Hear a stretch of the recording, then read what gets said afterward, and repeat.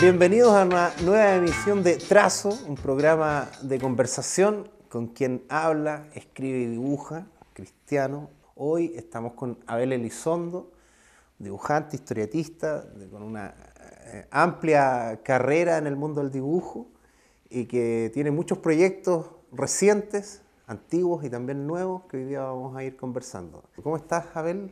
Bienvenido al set de El Trazo. Muchas gracias.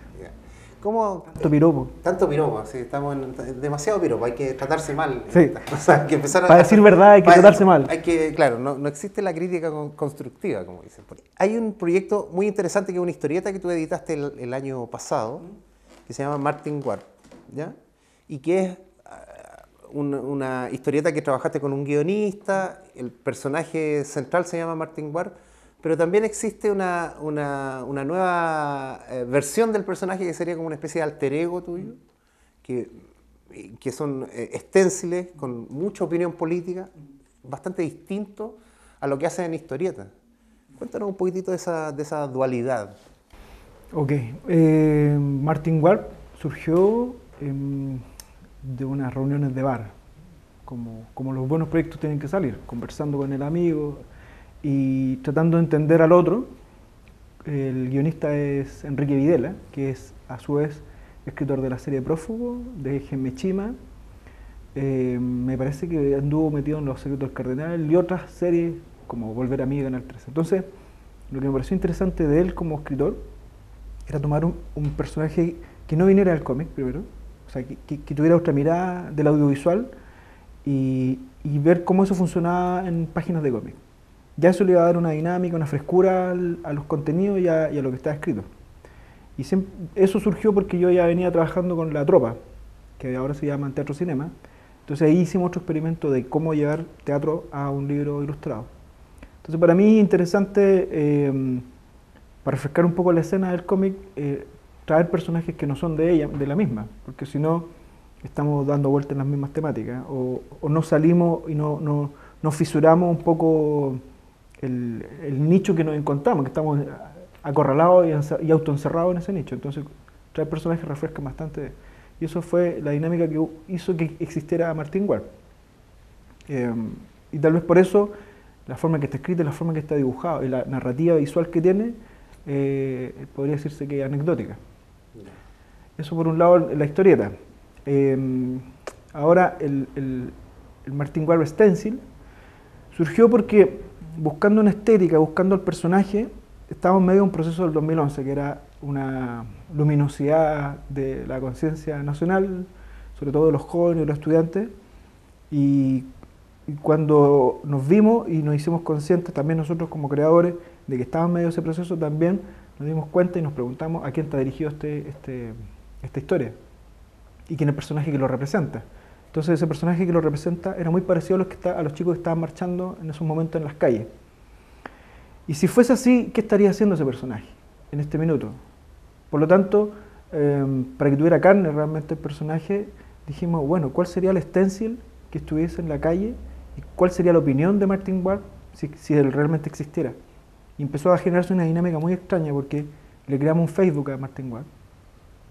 Y la gente empezó a creer que Martin Warp era un ser humano. Y Martin Warp subía su stencil y como es un personaje cómic no puede pintarlo en la calle porque no puede tomar las cosas como un fantasma. Entonces la gente los tomaba y los pintaba. Y mucha gente decía, oh, vi tu stencil en la estación del metro no sé cuánto, en una mochila. Vi tu stencil en Antofagasta, vi tu stencil en Argentina, Colombia, que se los llevaba. Porque podías descargarlo y pintarlo. Entonces el personaje empezó a ser, para un grupo más o menos amplio de gente, pasó a ser un símbolo de un creador que estaba pensando el momento que estaba ocurriendo. Antes que el cómic conocía el stencil, no sabía que estabas tú detrás. Y siempre me preguntaba, ¿quién hará estas cosas? Inclusive hubo una colaboración con la Momia Roja y yo hasta ese momento no estaba claro, y un día Leonardo Ríos, otro gran dibujante chileno, me dice, no, sí, parece que es Abel. Entonces, y me acuerdo que un día nos reunimos, yo le hablo a Martín Guard, que había salido editada la revista, y que venga a buscar sus ejemplares, y tú me dices, ¿tú sabes quién está detrás del personaje de Martín Guard? Y yo dije, creo saber, y aparece tú. Aparece otro, no aparece Martín Guard. Claro, entonces yo ya más o menos lo sospechaba. Entonces me pareció interesante también esa instancia entre realidad y ficción que se creó con el personaje como ya como hecho carne, digamos, como que la gente pensaba que Martín Guard se llamaba así, que era un joven que estaba haciendo su stencil. Entonces fue interesante, y también que surja en el 2011, la llamada, en el extranjero le dicen la primavera de Chile, al movimiento estudiantil, y que pase esto con Martín Guard, que empieza a pasar con La Momia Roja también, que como que nos asumimos la responsabilidad gráfica de ilustrar ese gran movimiento que nos dio como tanta esperanza, que todavía, digamos, ahora sigue creciendo, y que hay que tenerle paciencia también, porque de repente vimos como que el 2012 decayó, nosotros nos decepcionamos, pero 2013 se retoma, entonces es un proceso largo, digamos. Ahora, disculpa, lo que tú dices está perfecto en cuanto a que sí, maravilloso está esto que el personaje tiene carne. Yo como Abel Elizondo no podría haberlo hecho, porque no tenía la autoridad moral para hacerlo, por así decirlo. O sea, yo trabajo para publicidad, por ejemplo. Trabajo y algunos trabajos es como trabajar para el bando contrario. Martín Guard venía limpio, como todos los jóvenes que son capaces de marchar porque tienen la limpieza todavía de que no están amarrados, ni casados, ni comprados con nadie, ni vendidos tampoco. Entonces, por eso asumí la personalidad de Martín Guard para poder crear, para poder tener la libertad y asumir ese rol para poder decir. Eso por un lado. Y lo otro, tal vez hay que ser objetivo. Una cosa es asumir y otra es colgarse. En un momento yo sentí que nos estábamos colgando de un momento, como mucha gente se colgó del momento. Y después, como la reacción del público era tan buena, empecé a entender que uno finalmente era un comunicador de ideas, que ya ahí uno deja de colgarse y empieza a ser parte. Por otro lado, también el trabajar en publicidad puedes empezar a destruir el sistema por dentro, como se dice. Desde los complots surgen desde dentro a veces también. Sí, oye, pero volviendo al tema de Martín Guard cómic, de Martín Guard historieta, una historia como una especie de Mampato Yogú lisérgico, ¿no? Viajan en el tiempo, pero ese viaje ya no es el cinto espacio-temporal, sino que es la sustancia, la droga, lo que les permite viajar en el tiempo. Hay viajes temporales, un tema recurrente en la ciencia ficción, recurrente en la historieta chilena también. Es interesante cómo vuelven, cómo se ponen nuevamente en el tapete recursos que ya han sido usados en otras ocasiones, pero con esta modernidad y con esta mirada política también. ¿Cómo ves esa parte de la historieta? Siento que la historieta chilena, como muchas historias, ahora el cine lo ha ido reescribiendo un poco esa dinámica. Siempre se están reinventando, pareciera que los chilenos siempre estamos inventando algo de nuevo. Nunca tenemos una identidad definida, nunca tenemos una consecución, nunca hacemos escuela, sino que siempre hay una generación que sienta las bases de algo nuevo y creen que son protagonistas de algo nuevo. Entonces esa constante recurrencia, ese eterno retorno, es parte mucha de la obra, y Martín Guard lo refleja súper bien, esto de siempre revisitar la historia, y que a mí también me da la impresión de que Martín Guard tiene la actitud que tienen los jóvenes en ese momento, donde se hicieron cargo de la historia, se hicieron cargo de la memoria. ¿Y para qué? Para poder pararse frente a los adultos y decirles, no, esto no es así, ustedes están equivocados por tal y todo esto es lo que dejaron atrás y nosotros lo estamos heredando. Entonces, ese viaje en el tiempo es un viaje también de la conciencia, y es lo que tenemos que hacer, el ejercicio que tenemos que hacer para poder enfrentar el presente. ¿Es una constante? Sí, es una constante, y tiene mucho que ver con lo que hiciste de Mampato, porque en algún momento dentro de nuestras conversaciones surgió la figura de Temo Lobo, porque queríamos que Temo Lobo, cuando estaba vivo, dibujara algunas páginas en alguno de estos viajes. Y fue tanta la pelea de cable y dijimos, bueno, entonces este es Mampato y Ubu en el día de hoy, y en realidad ya el cinto espacio temporal no lo tienen, o nunca lo tuvieron, los tipos no saben en qué época viven porque están arriba de la pelota todo el rato, y eso nos dio pie para abrir la historia en múltiples caminos y se transformó en una historia coral y así nos empezamos a meter en un rollo que, que es lo que es el libro. Excelente. Tú eres un hombre que viene de la historieta. En algún minuto estábamos todos más jóvenes, estuvimos en un taller juntos, me acuerdo, acá cerca, por acá cerca. Vienes de la narración, o sea, yo veo tu dibujo, no es que sea un dibujo solo, sino que es muy narrativo, ¿ah? La historieta está siempre presente y derivaste comercialmente a dibujar storyboard. Ahí hay una relación también entre lo narrativo. ¿Ya? ¿Cómo te costó mucho saltar de una experiencia a otra? ¿O se nutren? Siempre se están nutriendo, digamos. Para mí es lo mismo. ¿Sí? Sí. La única diferencia está en que una es una línea temporal, que es el storyboard, una línea temporal narrativa, y la otra es una línea circular, o un circular, que es la página. Ya, perfecto. Y en esa página el que tiene la decisión de avanzar es el lector. Se queda, se detiene, avanza, retrocede. La disposición de los cuadros es la diferencia. Unos están así y los otros van hacia el lado. Ya, y lo otro ya son cosas técnicas y físicas. El storyboard se concibe para que se haga en un set, con ciertas condiciones físicas, técnicas y ciertos recursos y limitaciones. En cambio el cómic no se hace esa pregunta. No se hace la pregunta de cómo hacemos esto.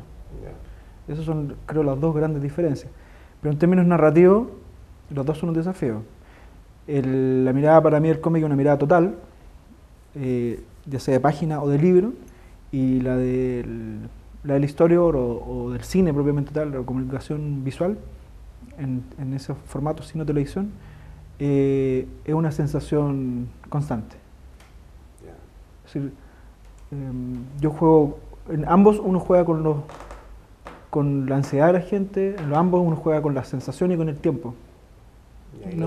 Y los planos son siempre los mismos también, pues se usan los mismos planos, ¿sí? O sea, el mismo lenguaje en el fondo. Sí, sí, lo único que cambia es que a veces, por ejemplo, si tú ves el trabajo de Victorio Giardino, el tipo hace storyboard, hace viñeta clásica, o Torpedo, por ejemplo, es viñeta clásica todo el rato, el tipo está contando una película. Y claro, porque tiene lógica cinematográfica. Moebius, por ejemplo, tiene mucha lógica cinematográfica y para hablar de un plano general o una sensación de panorámica, agranda los planos, achica los planos, alarga los planos y ahí hay movimientos de cámara o paneo. Cuando haces consciente de eso, tus composiciones en las páginas son mucho más ricas y se comunican mejor con el lector. ¿Y hay algún historiador que tú te hayas sentido más contento de lo regular, digamos, que sea como una cosa como emblemática de lo que hiciste, o que te guste autoralmente más que los demás? ¿El storyboard? Sí. Es que el storyboard es funcional. Es como, no sé, pues como el hombre que está aquí detrás de la cámara, que en el fondo no lo vamos a ver. Sabemos que hay una cámara ahí, pero él no se hace presente, no firma la obra. En este caso, la historia es un poco eso. Yo soy un garzón simplemente, para que el cometido final de eso es la película, o la serie, o lo que sea. La historia uno no puede enamorarse de lo que hace, simplemente uno está al servicio de otra cosa. El guionista, que le cuesta mucho entender eso, hasta que tiene oficio. El guionista quiere estar ahí, quiere defender su escritura. Pero cuando tiene que estar al servicio de otros procesos, se hace atrás y finalmente llega hasta el final. Y lo lamentable es que muchas veces el director se lleva todos los créditos, pero hay un gran equipo detrás. Ahora, si tuviera que elegir uno, trabajo con Teatro Cinema, que hicimos para la obra Los hombres que daban de ver a las mariposas. Estuvimos desde el día cero, donde no había nada que hacer, hasta que se terminó la obra, y yo hice un storyboard pensando en el escenario. Entonces, no sé, el 70% de lo que dibujamos está en la obra. Entonces, ahí creo que hubo un trabajo bien acucioso. Qué interesante lo que hace, ¿cómo se llama la compañía? Teatro Cinema. Teatro Cinema, que es la continuidad de La Tropa, ¿no? Y que yo siempre veía muchos recursos de historieta y muchos recursos cinematográficos en el teatro. Entonces, que de repente hacían planos cerrados, jugaban mucho con la luz, entonces creaban ambientes que yo decía, pero esto son como dos viñetas, están trabajando en dos viñetas. Entonces, ahora, nuevamente, confirmo un poco esto con lo que tú me dices, que trabajaron, no sé si es tan normal que una compañía de teatro haga storyboard, es más de lo audiovisual. Entonces me parece que son tipos muy preocupados por la planificación, o sea, las puestas en escenas de ellos espectaculares y me imagino que requieren de mucho ensayo, de mucho cálculo, entonces por lo mismo tienen que hacer storyboard. Una cosa lamentable que me he encontrado es que de repente en algunas experiencias audiovisuales que dejan el storyboard como, no lo hacen, no hacen storyboard. O no, dicen, sí, ya tengo todo claro, porque el guión me deja todo claro. Y después tú ves los resultados y yo digo, sí hacía falta una planificación gráfica, un dibujante oficioso que hubiese podido apoyar el proceso. Yo también he hecho poco, no tanto como tú, Historia, y me parece que también esa cosa mecánica de la rapidez del trabajar con el director, que ya entra en una dinámica distinta al trabajo casi siempre solitario del dibujante historieta, ¿ya? Que a lo más trabaja con un guionista, pero siempre es un trabajo mucho más solitario en que la decisión está como en una sola persona. Entonces acá depende o sea, el proceso está dependiendo de mucha gente que está comandada por el director. Creo que el cómic es un acto de protagonismo de los autores muchas veces, porque se ve en su trazo, se ve su mano, se ve su estilo, quieren publicar y quieren visualizarse. El dibujante histórico hace lo mismo, pero no se sabe. Entonces, cuando tú decías, cuando me presentabas, decías, tiene una larga trayectoria dibujando. Y yo he publicado, no sé, en 3 años he publicado 3 libros y ahora estoy haciendo 2 más. Después de haber estado dibujando encerrado 12 años, cuando me sentí preparado para hacerlo. Y es por eso que mi pretensión está tan baja, porque finalmente yo creo que las cosas tienen que suceder por acto reflejo, por consecuencia nada más. Sobre todo en este tipo de cosas, donde uno sabe que no va a ganar, donde sabe que de pronto se va a frustrar. Por lo tanto, el acto de publicar, de dibujar cómic, yo lo veo como una consecuencia de un proceso largo donde uno tiene algo que decir. Y eso no quita de que yo en el storyboard no le dé la misma dedicación. Pero es un juego del ego, simplemente. Si tú tienes tu ego domesticado, vas a hacer el otro trabajo sin que nadie lo sepa. El ego domesticado, qué buen concepto. Y que muchas veces, ni siquiera a nivel personal, sino que a nivel grupal, los egos se desproporcionan y se empiezan a hablar de los booms editoriales, que yo ya he visto como 3 y que han pasado y se han acabado también. Claro. Entonces, me parece que también esto de dibujar sin expectativa también apunta a eso de tomárselo con cierta calma, ¿ya? Y con cierta conciencia de que muchas veces las grandes expectativas que se hagan no se van a cumplir, sobre todo en una cosa complicada de realizar como es la historieta, y que más encima hay que publicarla, no es solo dibujarla, el tiempo invertido en dibujar, en los recursos invertidos en eso, sino que luego viene esta segunda pata que es publicarla, que nunca es tan caro como el cine, pero es complicado en un país como el nuestro. Sí, a calma yo le agregaría constancia. Constancia, yo creo que es una palabra clave, porque se van a caer un montón de tótem, pero si uno sigue, finalmente va a quedar lo que tú hagas. Sí, pues, hay como han habido 3 y más boom, y van a seguir habiendo, y nuevas generaciones, y nuevos estilos, pero creo que en este tipo de cosas predomina la constancia. Y creo, incluso ahora que está tan en boga el tema de los emprendedores, innovación y todo eso, una de las cosas claves que se mencionan en esos ámbitos empresariales es la constancia. Pueden haber muy buenas ideas, pueden haber todos los recursos para hacerlo, pero si no hay constancia en el trabajo, finalmente mueren en el primer intento. Yo veo los dibujantes que estuvieron en el boom en los años 80 y quedaron varios, pero varios se dedicaron a hacer otras cosas, olvidaron el dibujo también. Entonces también esto lo que tú dices me parece muy valioso en el sentido de tomárselo con la calma y con la constancia que se necesita. ¿Tú eres un tipo constante? Sí, soy constante. Leo Río es un tipo constante. Sí, absolutamente. O sea, ahora cuando uno tiene 20 años, 18 años, de repente se confunde y cree que los resultados van a ser distintos, van a llegar las groupies o otras cosas. pero no llegan, digamos. Bueno, a veces sí. Oye, Abel, hay algunos proyectos que me parecen muy interesantes porque está el dibujo manifestado en una cosa social y estás haciendo talleres en cárceles. Yeah. ¿Cómo ha sido eso? ¿Cómo llegaste a hacer talleres en las cárceles? Llegué en la 307.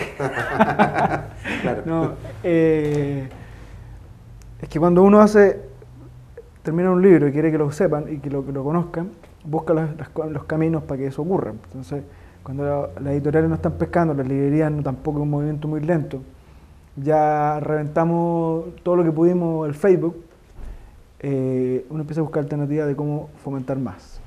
Y eso fue derivando, hasta que Consejo de la Cultura les propuse que hiciéramos clases en algún lugar, incluso podría irme a la Patagonia si fuera necesario, pero yo me sentía apto y con el ímpetu suficiente como para hacerlo. Me propusieron la cárcel, dije, encantado de la vida, y a la cárcel se suma al Sename. Son ambientes súper brígidos. Brígido en todo sentido porque hay gente vulnerable, hay gente muchas veces agresiva que reacciona mal, hay gente que tiene bajos niveles de escolaridad, pero todo eso es lo que me gusta a mí, porque finalmente cuando ya me siento muy burgués en lo que estoy haciendo, me gusta volver a la calle y me gusta saber que sirvo para algo, saber que no porque hice una historia bonita, bien dibujada, ya necesito reconocimiento. Mi reconocimiento social, que es parte del desarrollo de cualquier persona, va por ser útil, sentirme útil. Esto es en la cárcel en Puente Alto. ¿Puente Alto? En Puente Alto. Y el Sename es San Joaquín. ¿Y tus alumnos es gente joven o es de toda la edad? Lo que pasa es que como todas las cárceles están hacinadas ya, ese era un recinto que albergaba 1.200 personas en un principio y ahora deben haber como 4.000.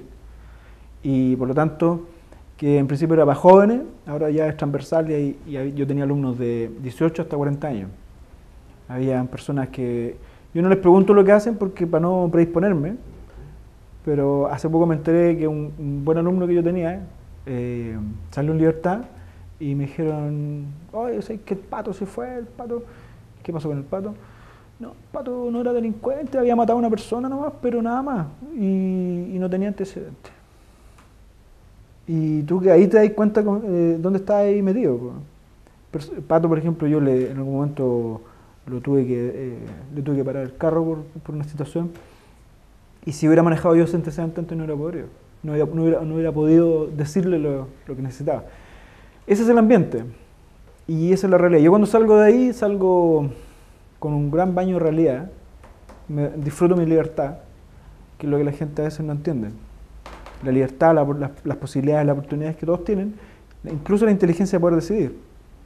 Porque la gente cree que las oportunidades no las tiene y las tiene.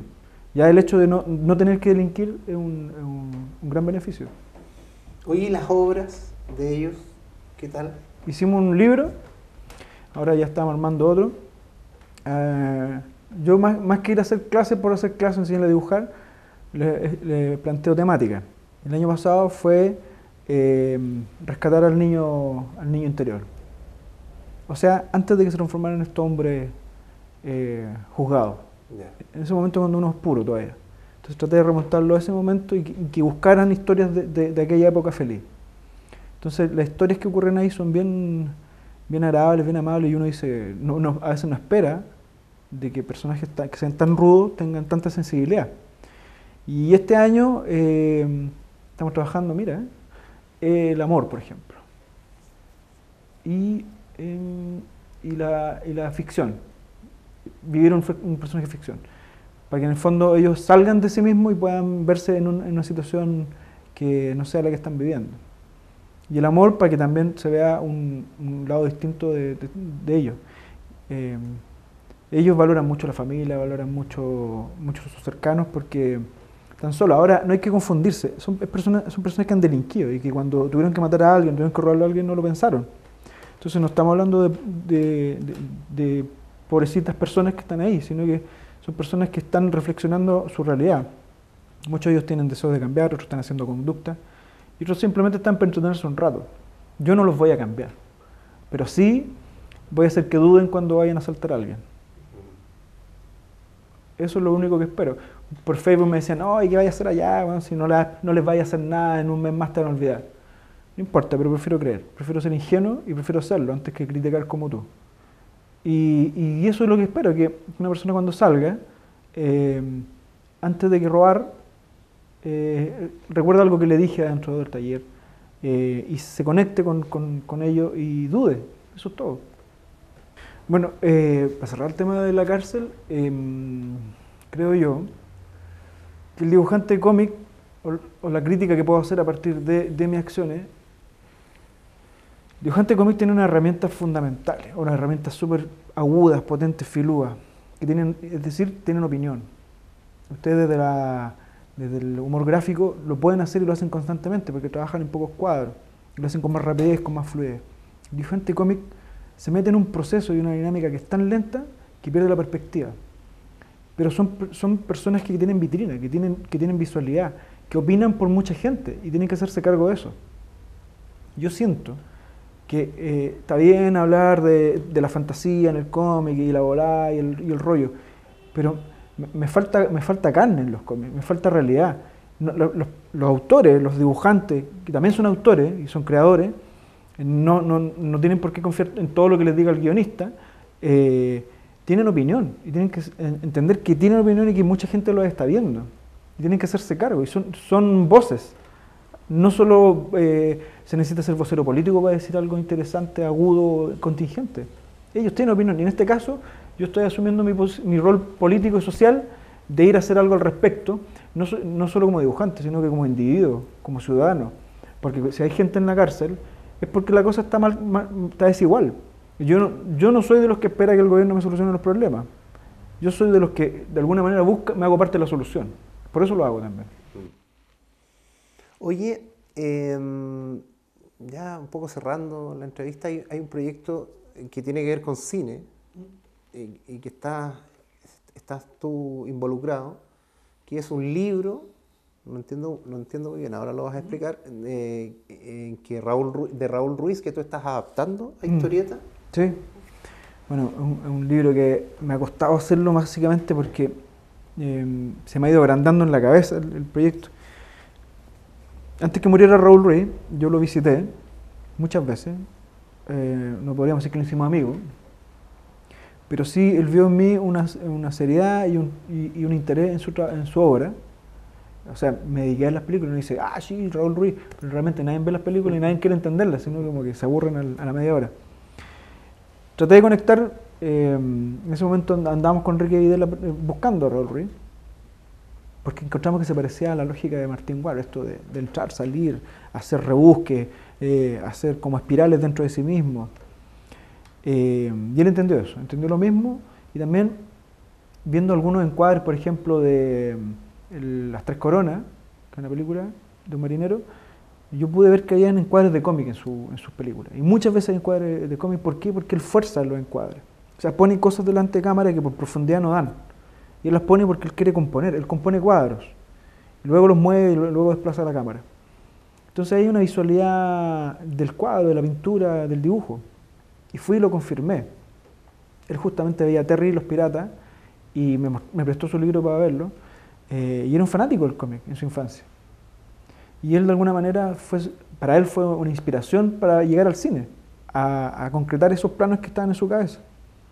Entonces que llegara este dibujante a plantearle esto fue algo agradable y que accedió a entregarme algunos cuentos para ilustrarlo, lo cual se transformó en un proyecto Fondo del Libro, se ganó los fondos y estamos tratando de sacarlo adelante. ¿Estás trabajando con el mismo guionista de Martin Guard? No, ya no. Ya.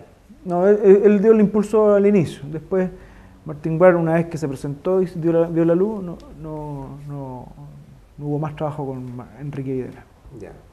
O sea, ahora tú asumiste la adaptación, o sea, hacer un guión sobre los cuentos de Raúl Ruiz. Hay que adaptarlo. Pero yo soy bien respetuoso del texto, es como los actores de teatro. Respetan el texto y tratan de ver la intención del texto, aunque esté mal escrito a veces. Ya.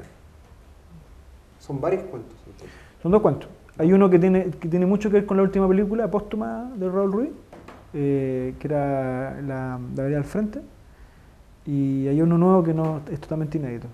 Ya. Bueno, maestro, no pude ser más polémico de lo que hubiese usted querido en esta entrevista, pero un agrado conversar con usted y explayarnos en estos temas que nos gustan. Bienvenido, maestro. Muchas gracias por haber... Gracias por la invitación, gracias por el respeto. Y dejamos hasta aquí esta emisión del programa y esperando uno nuevo con más invitados tan interesantes como Abel.